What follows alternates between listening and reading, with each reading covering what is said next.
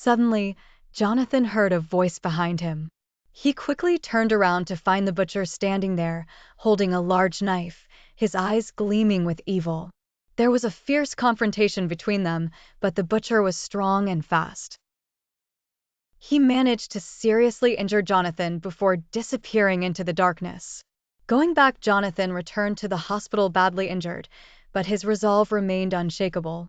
He knew the serial killer would strike again, and he had to be prepared.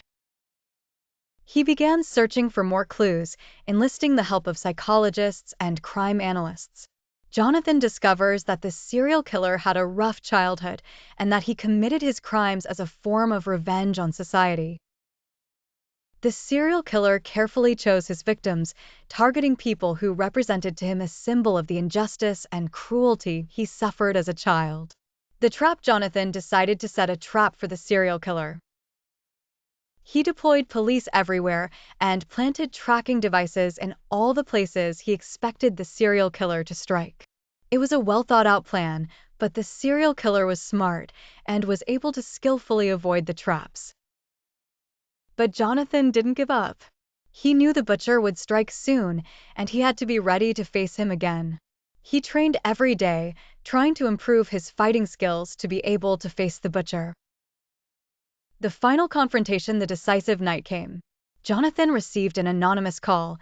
It was the killer's voice on the other end. The killer told him, "It's time to end this game. Come to the old building downtown if you want to face me." Jonathan arrived at the building, armed and ready. He entered cautiously, his breath caught in his chest. Suddenly, spotlights went on, and the butcher revealed himself.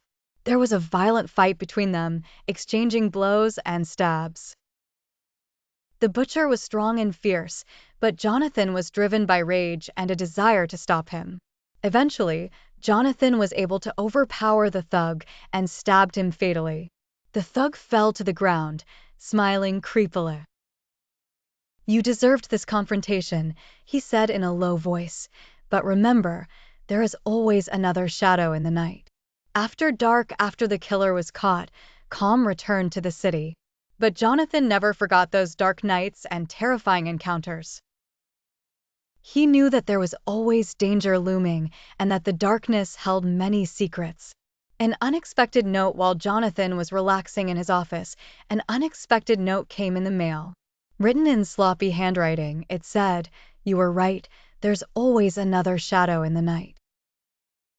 I left you a little gift at the place where it all began." Jonathan took the note seriously and headed to the location he had pointed to. It was an abandoned building in the old part of town, a place he had never visited before. He entered the building cautiously, his breath coming in his chest. The ominous gift inside the building, Jonathan found a small box covered in dust. He opened the box to find a collection of photographs and audio tapes. The photographs showed the victims in their final moments, and the tapes contained audio recordings of conversations between the serial killer and his victims. But most terrifying was the message written on the back of one of the pictures. "You were always my favorite, Jonathan. You were always 2 steps behind me. But now, it's time for you to become the prey." Cat and mouse game. A new series of murders began, each one bearing the signature of the serial killer. This time the victims were people close to Jonathan, his friends and coworkers.